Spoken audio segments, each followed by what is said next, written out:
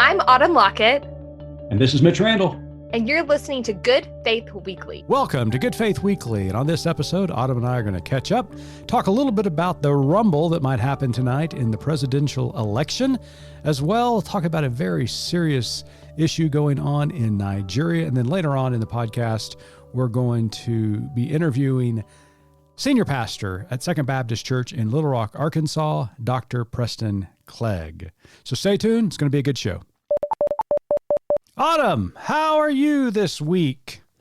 We are only, get this, almost within a week of Election Day.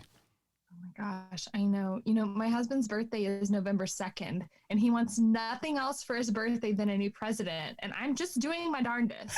Well, I tell you what, not only are you doing your darndest, but people all across the country are really engaged in this election season. It's really been incredible to see how many people are coming out for early voting, how many people are planning to mail in their vote. And, you know, it does make one scratch their head, seeing so many people having to stand in line for so long, as, you know, you and I have talked about in previous episodes. But there's something, you know, that both, it's inspiring to see so many people engaging in this particular election. Yeah, there is. We mailed in our ballots a couple of days ago, and I got a message saying when I checked that they have been received. So that made me feel good. I don't have a cute sticker, so it doesn't quite feel official, but we just felt like that was probably safest for our family to vote by mail this year. Well, I'm so glad that you went down to the Baptist church and you dropped your ballots in that cardboard box, and whoever received them now has officially verified you have voted. Yeah. It was nice to do a twofer. I did my ballot and my Lottie Moon Christmas offering all in one fell swoop. Oh my God. That was a deep Baptist dive. Did you get that it? was a deep Baptist dive. For all of our non-Baptist listeners, we apologize. Well, I'm glad you and your hubs did your civic duty, and my wife and I are planning on doing ours along with our two adult sons in the next couple of days. We've been really waiting to see, you know, if we may be convinced otherwise, but I think we're pretty solid in who we're going to vote for at this time. So. I'm glad, because I can put you in a headlock if you're not quite convinced yet. Oh my goodness. Well, speaking of presidential elections, we've got a little, I don't really want to call it a debate after the last presidential debate, but we've got, who knows what is going to happen tonight, this Thursday, as President Donald Trump and former Vice President Joe Biden square off for their final debate. And if you look at all the news channels who are promoting it, it does look like a Monday Night Football kind of event as they are squaring off. But there's going to be a little wrinkle in this debate, Autumn.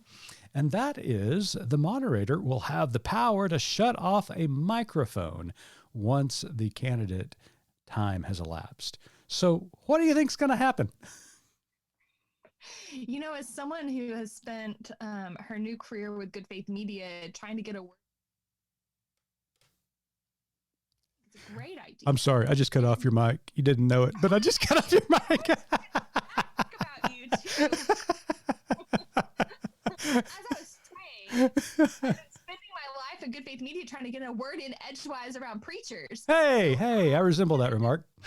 I think it'll be good. I'm hoping that it will really keep the conversation moving in a forward motion. You know, you and your guest on the Good Faith Forum today talked some about what you hope to get out of the debate and what you wish would come out of the debate. I think everyone has really low expectations, which is a great way to start anything in 2020. That's right. Things can only go up, right, at this point. Right. But yeah, you were mentioning the Good Faith forums that on our Facebook page at Good Faith Media, as well as our webpage, goodfaithmedia.org. But this week's Faith Forum on Faith and Politics was really, really incredible. Had some wonderful guests, Judge Wendell Griffith, Rabbi Sharon Brous, and Professor William Blake. Just did an outstanding job talking about how faith and politics and what the real issues that we should be considering during this election cycle. But one of the things we were talking about is how this non-debate, and it's the president's fault, and I'm not going to even pretend otherwise. His inability to have a civil conversation, to stay on track, to talk about issues in a meaningful, constructive way. He just has no ability to do that whatsoever. He just throws a hand grenade and sees what happens. But because of his inability to do that, they've put in the mic silencer, I guess as we could call it, into tonight's debate. Yeah, that's right. But what is really the issue here is that the American people suffer when their leaders cannot constructively debate these issues. These are real issues. Americans are facing real crises these days with COVID-19 blowing up, a surge underway in this country, some people facing economic ruin, social justice, racial justice, climate justice, LGBTQ rights, the Supreme Court. Everything that's happening in this country right now needs to be discussed by serious people. And unfortunately, the President of the United States is not a serious person. No. Something the rabbi mentioned today during the Good Faith Forum was future casting and future planning. And when things feel hopeless and when things feel like you're powerless, that you can still plan for the future and hope for the future. And the only way to do that, like you're talking about, is to really critically be able to discuss issues, even if you don't agree, but to be able to try to find that sort of, light on the horizon so you can discuss it. Absolutely. And speaking of serious issues, America's not the only one that has problems. The news broke this week in Nigeria about a special anti-robbery squad of police force called SARS, and what they're doing among the Nigerians, and really, in a lot of ways, mimics what we're seeing here in the United States with police brutality and targeting certain people within Nigeria. And it's just really, really been difficult to watch, difficult to read about, and difficult to listen to as the press has descended now on Nigeria and telling their stories. Very similar to what's going on here. And what we're reminded about, that this deep-seated superiority complex that many people have here in this country is defined as white supremacy, because the white European culture established this, and they did it so stealing the lands of indigenous people and then enslaving Africans, bringing them over for free labor, as well as Asians, bringing them over for labor as well, cheap labor. And it was all based upon this white supremacy mindset that they were superior to all others. Well, that's not only here, but it's in other places. There is this theology and ideology of supremacy, whether that's tribal supremacy, whether that is socioeconomic supremacy.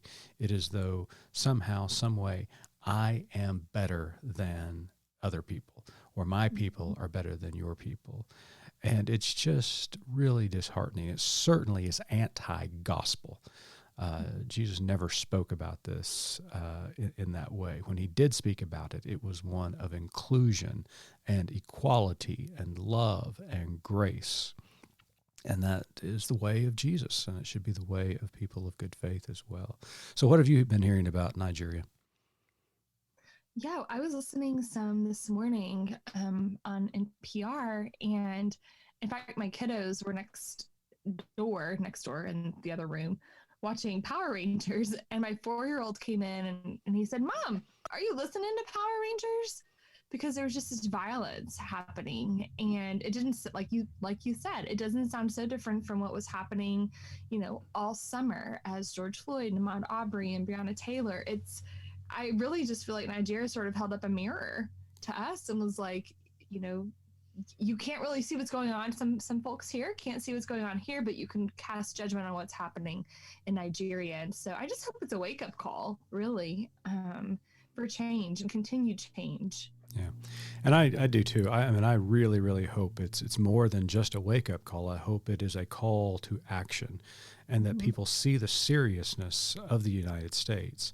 And those people who felt like, bringing in a president who was non-traditional, who really wanted to burn everything to the ground, and, cause chaos as he has done, it demonstrates that the rest of the world is watching. And in many cases, in many places where authoritarianism is ripe to prosper, that those countries and those leaders will look to the United States to mimic their actions, whether that is totalitarianism, authoritarianism, whether that is abuse and any kind of supremacy that we talked about a moment ago. They will look to the United States and say, hey, it's happening there. So don't you dare point a finger at us and talk about human rights issues or egalitarian issues or equality issues. Take care of your own house. And they've got a point. But the reality is we are in this together as a global community, and we need to be working together, and we need to be showing and demonstrating examples of how we should live and how we should get along and how we should stand up for justice in this world. Speaking of justice, we have an interview here in just a moment with Dr. Preston Clegg, senior pastor at Second Baptist Church in Little Rock, Arkansas. The church just released a very intriguing document about racial justice, really coming to copes with their past, good and bad, as well as really calling out not only their fellow Christians, but their fellow Arkansans to do something about this and have really tangible suggestions on the way they can address racial justice in Arkansas. So stay tuned as we talk to Dr. Clegg. Welcome back to Good Faith Weekly, and on this episode, we've got a very special guest all the way from Little Rock, Arkansas. Preston Clegg is a senior pastor at Second Baptist Church, Little Rock, Arkansas. He joined Second Baptist as pastor in May of 2013. Both he and his wife, Rebecca, are native Arkansans growing up in the Delta of eastern Arkansas. They have two sons, Paxton and Truett, who keep their parents laughing, on the go, and, keep them in check as well. Preston has pastored churches in Arkansas, Texas, and Oklahoma before coming to Second Baptist. He received a BA in Christian ministry from Williams Baptist College in Walnut Ridge, Arkansas. Later, he earned both an MDiv and a Doctor of Ministry from George W. Truett Theological Seminary at Baylor University in Waco, Texas. Preston, welcome to Good Faith Weekly. Thanks for having me, and glad to be with you. Well, Preston, before we dive into some really good content today, we're going to ask you what we've been asking all of our guests since March, and how are you and your family doing during these days of pandemic? We're doing okay. We have a saying around Second that we're COVID okay. I think the pandemic has relativized everything, of course, and none of us are living our normal lives, but all things considered, we're doing well. Our boys have been learning from home the first 9 weeks of school and just transitioned this week to in-person learning. So we'll see how that goes. But for now, we're doing well. Well, good. Well, I'm glad to hear that. And is the church, you guys back in the sanctuary yet, or? No, we're live streaming worship with minor exception. We also own a property in West Little Rock, Lake Nixon, and we have worshiped out there, I think 4 times, once a month since July. Just an effort to get together, and because that's outside and we can distance a little better, that makes more sense. But we're not gathering in the sanctuary at this point. Yeah, there's something about gathering outside. Our church here in Norman is gathering outside on Sunday mornings. Got a large field in the back behind the church property, and it's been just really nice. I mean, we're keeping COVID protocol in every means, but just nice to see people and to worship together. And it's only about 30 minutes, but man, that 30 minutes is powerful. Yeah, absolutely. I've been reminded of how incarnational we really are as creatures.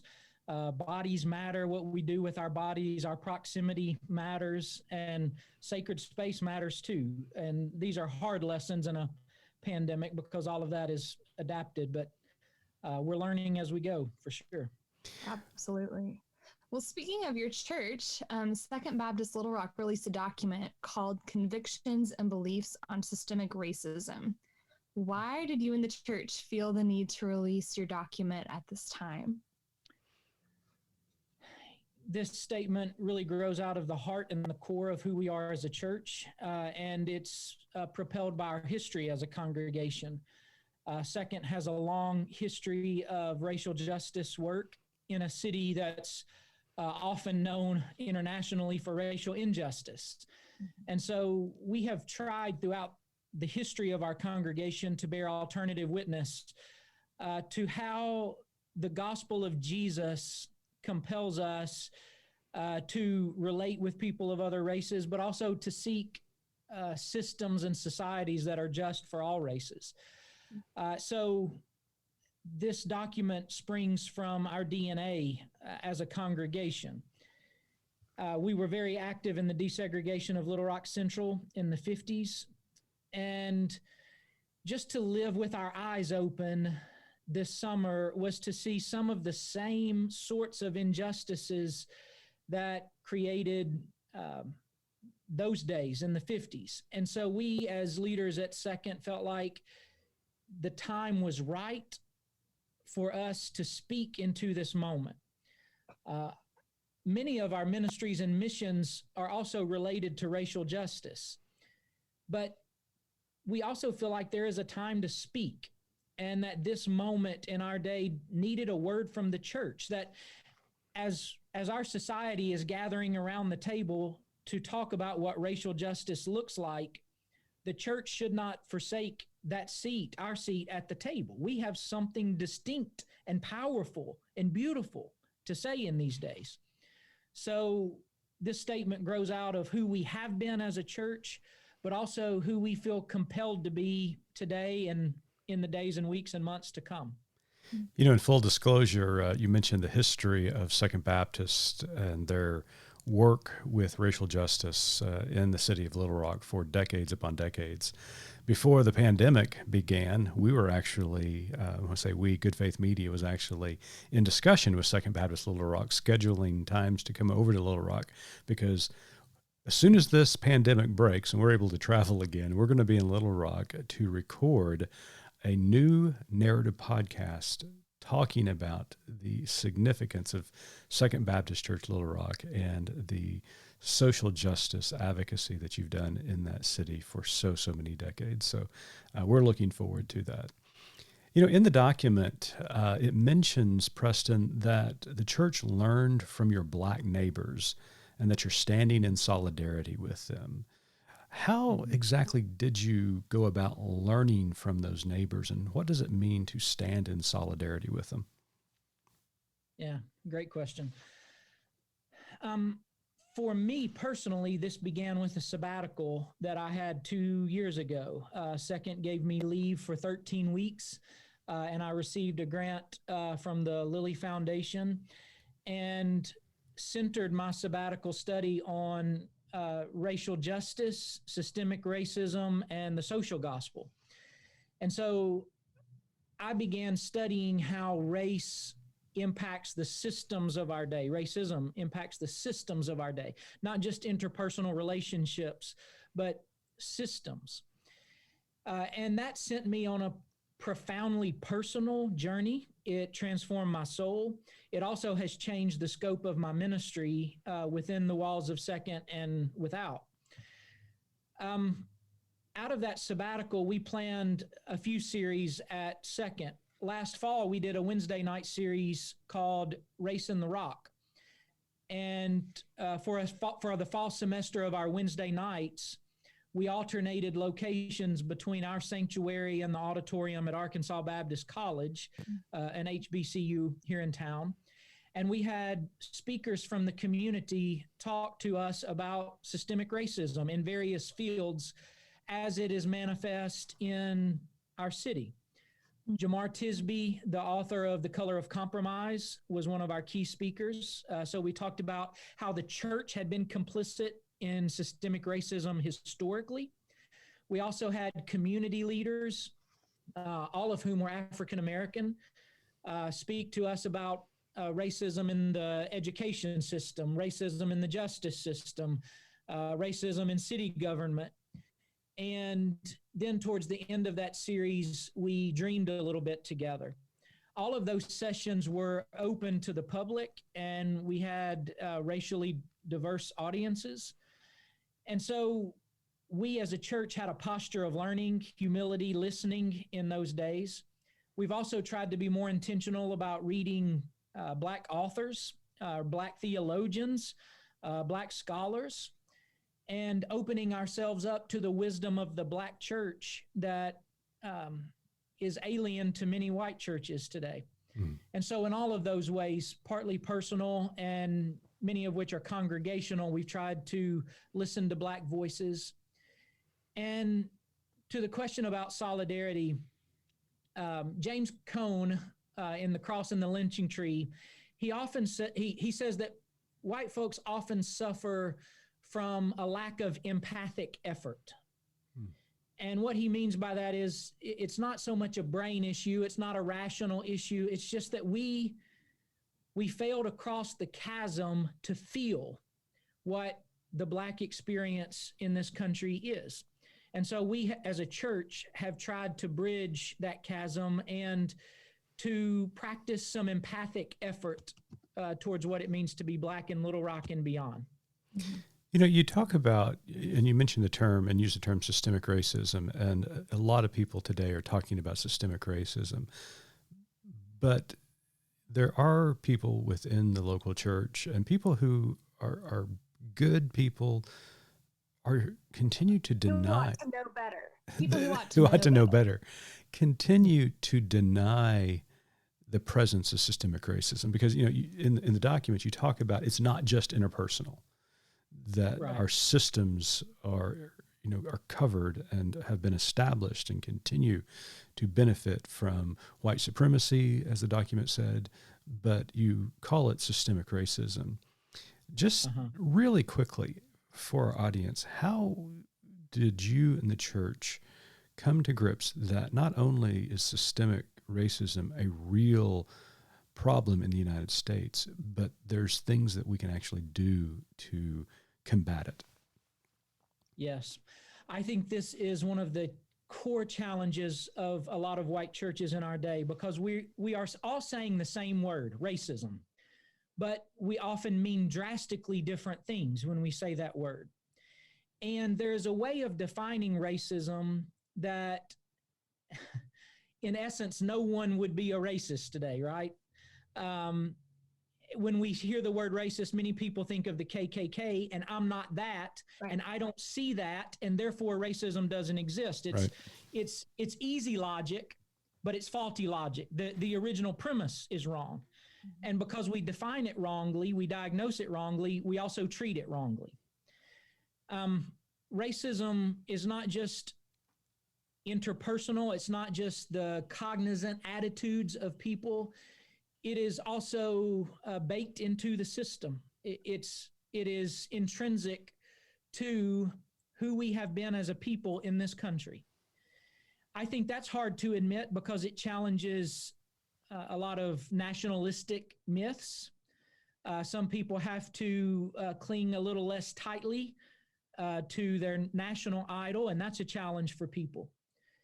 The way that I have tried to say it to people at Second is, even if there was no racist person in Little Rock, racism would still exist, which is mind-blowing to many people. And honestly, the first time I heard that out loud or said that to myself, I sort of chuckled. But I do believe that to be true. True. And therefore, systemic racism will continue to operate. That machine will continue to turn, regardless of how nice we are, regardless of how unracist we are, so long as we do nothing and so long as we say nothing. We have to interrupt the system, we have to challenge the system, and we have to be clear about the ways we see systemic racism working in our communities and our culture. So that's, I think that is a huge challenge for the predominantly white church in this country. I'll also sum it up by saying this. If you deny systemic racism, then how then do you answer the question of why there is such a racial disparity in criminal justice, in the wealth gap, in educational gaps, health gaps in this country? You either turn a blind eye to that, which is a lack of empathy again, right? Or you explain it in some sordid, warped way where you blame the victims for their victimization, which is racism. All we ever hear And is so they've made bad choices. they've made bad choices. Yeah. So all I know is this: prisons today are planning their occupancy levels 20 years from now based on third grade reading levels today. Wow. That is saying that the prisons at least recognize that there are systemic factors at work that are predictable and discernible. Mm-hmm. And until we address those, we are not addressing it. Right. Mm-hmm. Yeah. Well said. Mm-hmm. Well, and one thing your document does is it does make some great declarations, but you all are also offering some practical ways to advocate for racial justice. Uh-huh. So you talk about confession, repentance, healing of the church's past. What do some of those things mean, and why are they important to you? Yeah, those are important to me because I think this work begins with the church. Mm-hmm. I would recommend the book White Too Long to our listeners today by Robert Jones, a newly published book. Basically, he says that the white church has done nothing and, in fact, has had an adverse effect on systemic racism in this country. And if you were a white supremacist organization, you would find no better recruiting grounds for members than the parking lots of white churches. I find that to be incredibly disturbing and anathema upon the white church. So the most redemptive thing you can do when you recognize that truth and that trajectory is to turn around. And so my hope is that, second, before we point our fingers at anybody else in the world, we can name our own church's complicity in the things we've done and left undone, as the confession says, in the things that we have said and the things that have too long gone unsaid. And we can repent, we can confess, we can turn around and go different directions, and we can bear the burden of healing in our culture. None of those words are politicized words. I'm not pulling those words out of the New York Times. I've heard those words from people I trust, like John the Baptist and Jesus.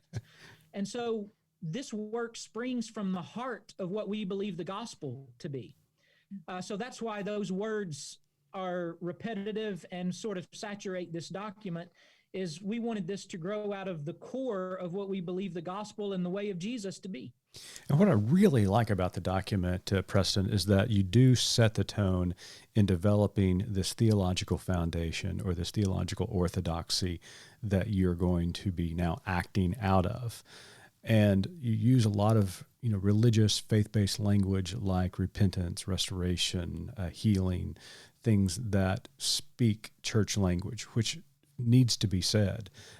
Because the church, as you said, has an important role to play in this because we have a distinct voice. But also what I like about it is that it's got some really practical, tangible ways that people can advocate to bring that theological conviction to the public square. For example, in the document, you talk about the removal of Confederate statues, a re-examination of the Arkansas state flag, and the establishment of a mandatory African-American curriculum in public schools. I mean, why is it important for the church to continue to speak truth in the public square in this particular way? Yes. We often hear the phrase, the devil is in the details. And there is some truth to that. We all know that. We've all experienced that. And I don't have some utopian notion that every person on the planet is going to agree with everything we say in this document. There is some level at which we agree on our higher virtues, but might disagree on how those virtues play out in public policy. I recognize that. But I also believe sometimes the devil is in generalities. And we say in unison, racism is wrong, racism is wrong, racism is wrong, and yet it keeps happening. We see it all around us. I think one of the reasons that happens is we say racism is wrong, and yet we don't get down into the nitty gritty, the specificity of how racism is working in our day. So out of one side of our mouth, we're saying racism is wrong, but out of the other side of our mouth, or the voting booth or public policies, we're doing it. Mm-hmm. And so one of the efforts in this document was to get as specific as we needed to get to illumine how racism is working. So yes, we do get down into some specific policy asks because we think it's important for people to see how racism functions in our day.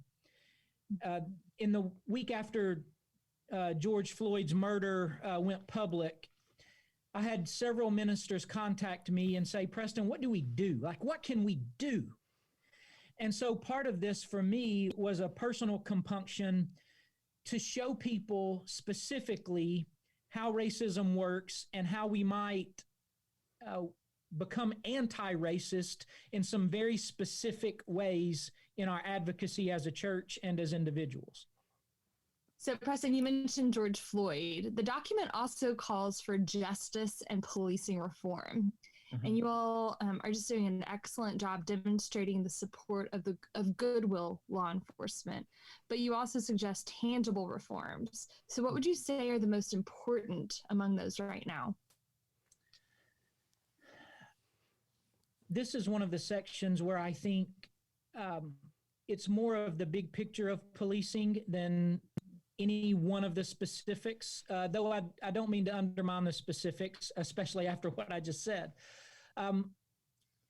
For me, I think it is the realization of our law enforcement officers, but also how we as a community decide we are going to ensure safe communities and just policing.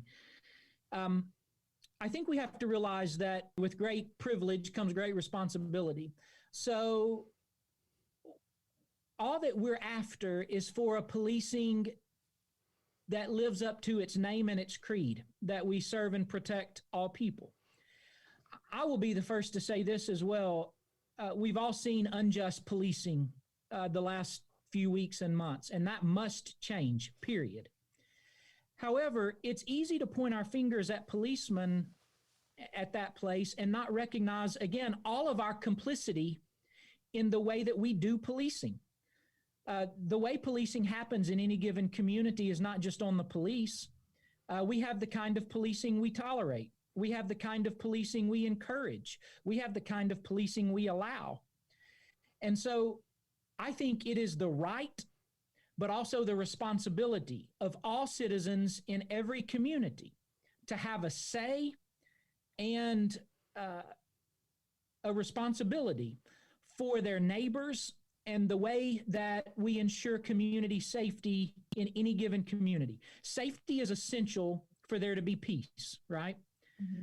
But when agents of the state become the primary disturbers of the peace, then you have a real challenge as a community of how you hold that accountable. That's what we're trying to get at today. Mm-hmm. So none of us are pointing fingers at just police officers who, at great risk daily serve and protect all people. But we are trying to raise consciousness to think about how we do policing at a macro level in our culture today and how we hold accountable those officers who do act unjustly. I think that's a question we're all asking, and I think the church should have a say and a significant say in how we form that moving forward. And what I like about where this particular issue is positioned in the document is that it is standing beside other calls to action. And one of those calls to action is churching reform, how we think and do church, and how we have been complicit to white supremacy and systemic racism, civil reform, legislative reform, and policing reform. We're not just pointing out that there are issues within policing. We're recognizing that systemic racism is the common thread and that we need to be doing our very best to address that and to bring healing and restoration to this terrible idea that has been practiced for so long. Now, I'm going to ask you one last question before Autumn gets to our final question. And that is this tension that seems to always exist between what the document identifies is not being colorblind. Because if I'm told once, I'm told a million times, reminded about MLK's words at the Lincoln Memorial, that I should not be judged by the color of my skin, but the content of my character. Therefore, we should be a colorblind society. And I've heard of people saying directly to me, I don't see color, I don't see race. But you're saying the opposite, not opposing what Dr. King said, but in enhancing, building upon what he said. So can you explain to our audience why you think it's so important not to be colorblind in this day and age? Yes. I think colorblindness becomes a hiding place for a lot of white people. And some people who have the best of intentions, but the worst of outlooks. For me, colorblindness, first of all, it simply is an untruth. The first thing we tend to notice about someone is the color of their face, right? Or the color of their skin. Children, science tells us that children see color and recognize color from the earliest of age. And to some degree, when we say to someone, I don't see your race, we're saying, I don't see part of who you are. I don't see part of your culture, your traditions, your history. So, first of all, I think colorblindness is based on a lie. We all see color, and it seems to me like God takes great pleasure in a diversity of color. I see beauty in that. I think we should focus more on colorfulness. But even more pertinent to this discussion, I think an overemphasis on colorblindness, what that allows people to do is not see the racialized discrepancies of our society. We can turn a blind eye to a history that is thoroughly racialized. It allows us to turn a blind eye to a constitution that was thoroughly racialized. And again, it's sort of a way of denying systemic racism again. Mm-hmm. If we are a colorblind society, then how do you respond to all of these discrepancies, these racialized discrepancies and disparities in our culture? So while I understand the notion of colorblindness, and I can see how some people, well, let's just take MLK as an example since you used him. We've all heard the speech in Washington, I have a dream. I hope the day will come when my children will be judged by the content of their character and the color of their skin. But if you read the whole of MLK's ministry, his sermons, his letters, until we are able to talk about justice, racial justice, right, there will never be reconciliation. Even in that comment that he made, Preston, on the steps of the Lincoln Memorial, he wasn't denying his blackness. He wasn't denying his culture. All he was suggesting was that people don't judge him for it. He wasn't suggesting that they don't see his color. He was suggesting, just don't judge me for it. That's exactly right. I have stopped using the phrase racial reconciliation because of the way I think it sounds in white people's ears. I think it sounds rather cheap, hollow, and kumbaya-ish. Have been heavy on the phrase racial justice because I think if we will seek to do justice, then I think there will be real reconciliation. Yeah. And that's not colorblind, that's right. Colorful. Amen. Amen. So Preston, before we let you go, Autumn's got one last question for you. Yeah, so our tagline at Good Faith Media is there's more to tell. So in light of everything that we've talked about today and the important work that your church is doing, what is your more to tell?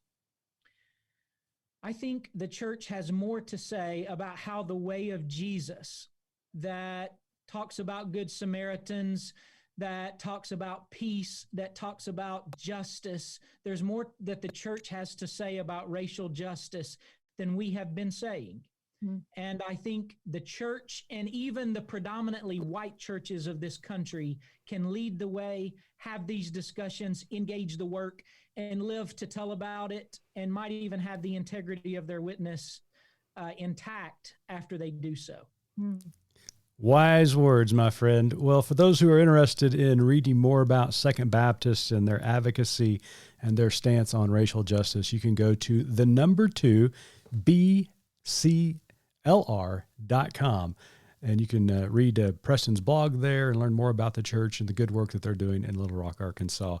Preston Clegg, pastor at Second Baptist Church in Little Rock, Arkansas, thank you so much for being a guest today here on Good Faith Weekly. Absolutely. Thanks for having me, and thank you for the work you do. And for those of our audience, appreciate you tuning in this week. And as always, remember to keep living good faith.